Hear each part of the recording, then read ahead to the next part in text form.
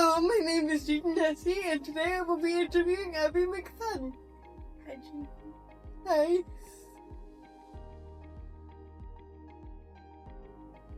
Do you mind sharing how old you are? I just turned 16 years old last month. Yes, you did.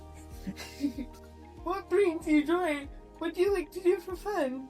I think for fun, I like to read, I like to crochet, even though I'm not the best at it yet, I'm learning. But, I like doing my volunteer work in my spare time, and yeah. Cool.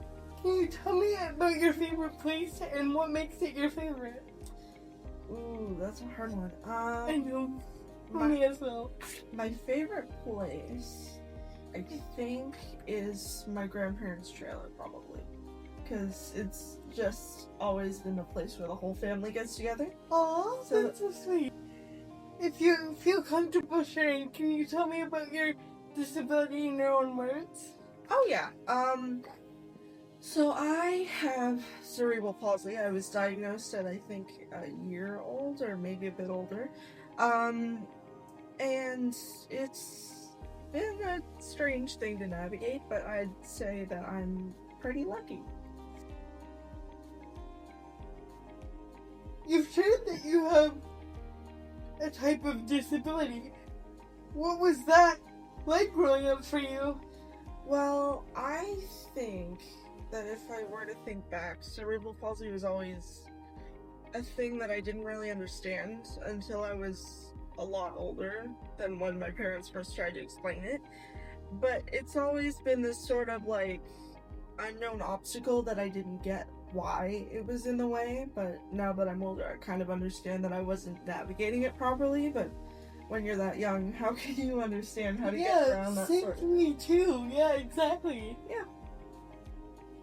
How do you tackle obstacles you may face, and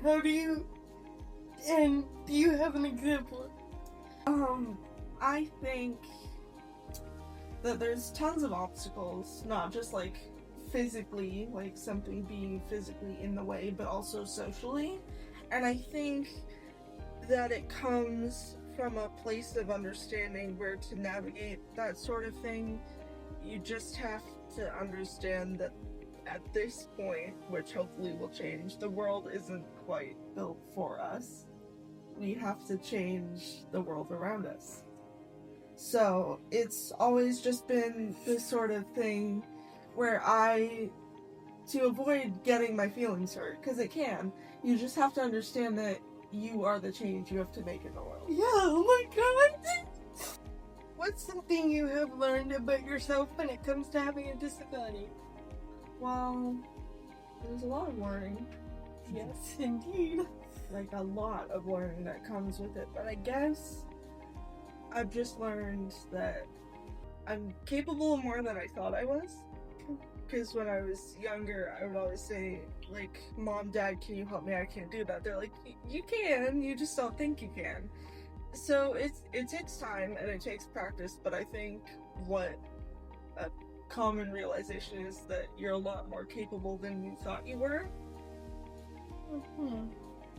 Do you spread awareness and educate others about your disability, Abby? I try my best to, yeah.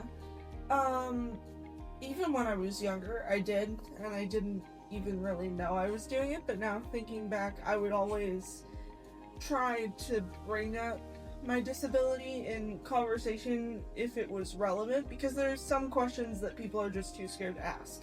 And if you're open about them, then that's good and people can learn, but of course, have boundaries, like what you're comfortable with sharing with people. In your honest opinion, how do you find it making friends? What are some suggestions on how others with disabilities can make friends? That is, deep. Yeah, that one's tough for me too. Yeah.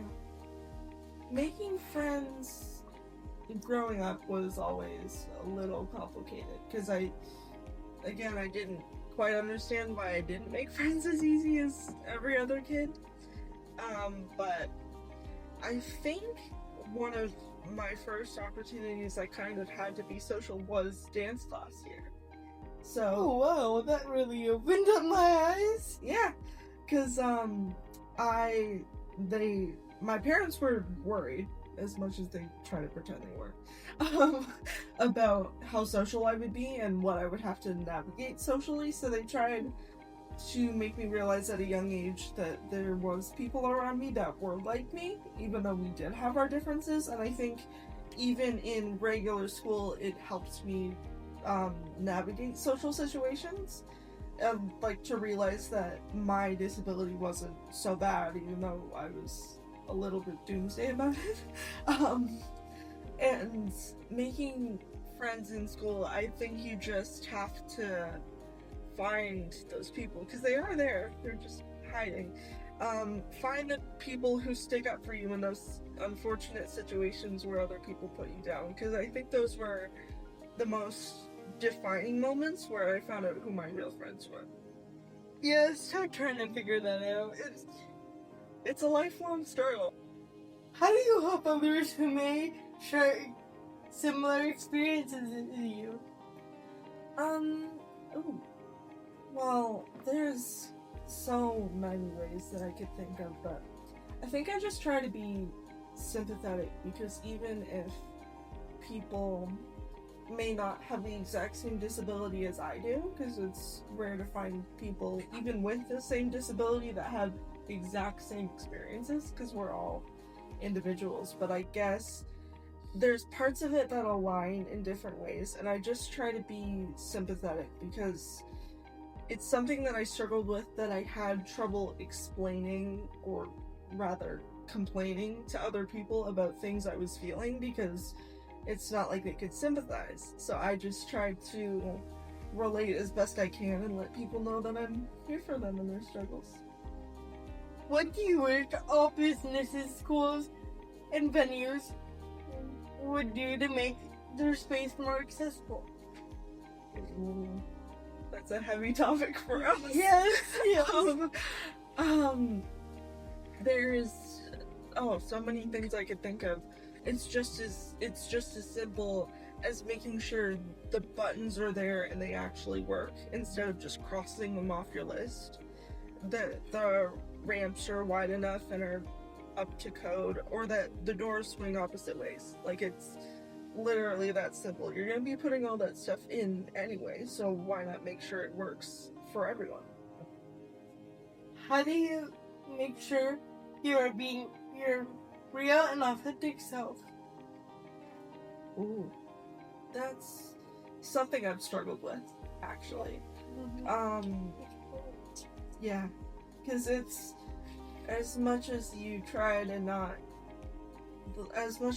pretend you're not different, it just damages you in the long run to try to act like nothing's there. Instead, I've learned in the past couple years, or past year or so actually, that it makes it a lot lighter on you to acknowledge your differences and make them something that can be a positive part of you, like a part of your identity that you love about yourself. And I think that's one of the most important things to focus on when talking about, like, self-love. Mm-hmm. So, what is one thing that you wish people understood about people living with a disability? Ooh. That's like a 100 million word essay here. Yeah. I could say so many things, but I think the most important thing that I could think of, if you ask me right now, would be not everyone with disabilities goes through the same thing. Not everyone with disabilities needs the same accommodations. Not everyone with disabilities, or even the exact same disability by title, has the same experiences. Because we're all different. It's the same with people without disabilities. Everyone is an individual, even if they were raised in the same house.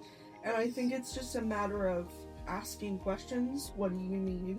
What would make you feel more comfortable? And not just generalizing and saying, well, this person that I met that was in a wheelchair needed this thing, So that much must just be it.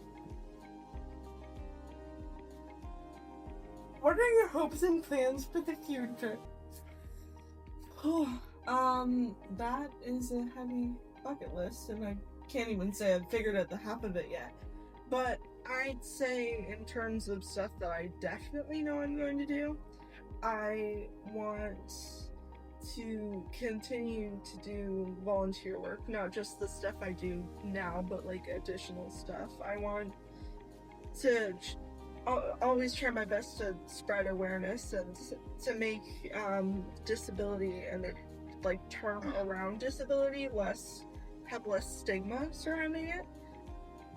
I don't know what industry I'm going to join yet, but in whatever job I do, I'd like to make sure that even if it's not like an activism centered job necessarily, I would like to bring disabilities and make them more normalized in whatever profession I choose, because it's something I'm on the fence about right now, but that I know for sure. And I hope we can work on something together in the future, because, Yeah, other than this, of course. what's one thing you wish people knew about you?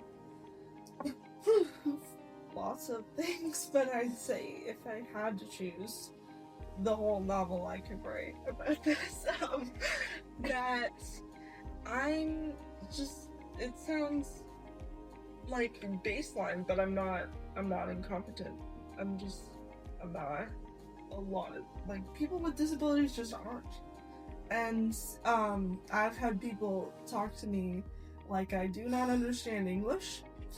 And I'm like, I don't know, like, I might not speak English, but that's, like, no reason you should enunciate every syllable you should speak.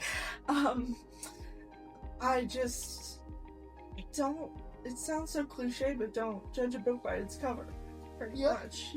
Because it's just a generalization to assume. And some people might need, like, help with translation. That's okay, of course, but don't, like, assume that I need it just because I'm in a wheelchair. Yeah. Last thing, is there anything else you would like to share with us?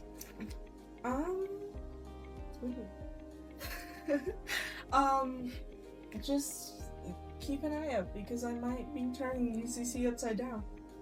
And if I'm lucky, Chatham-Kent. Thanks for sharing your story with us, Abby. Thank you for the interview, Jaden. You're welcome. Yes, we did it. We did the thing.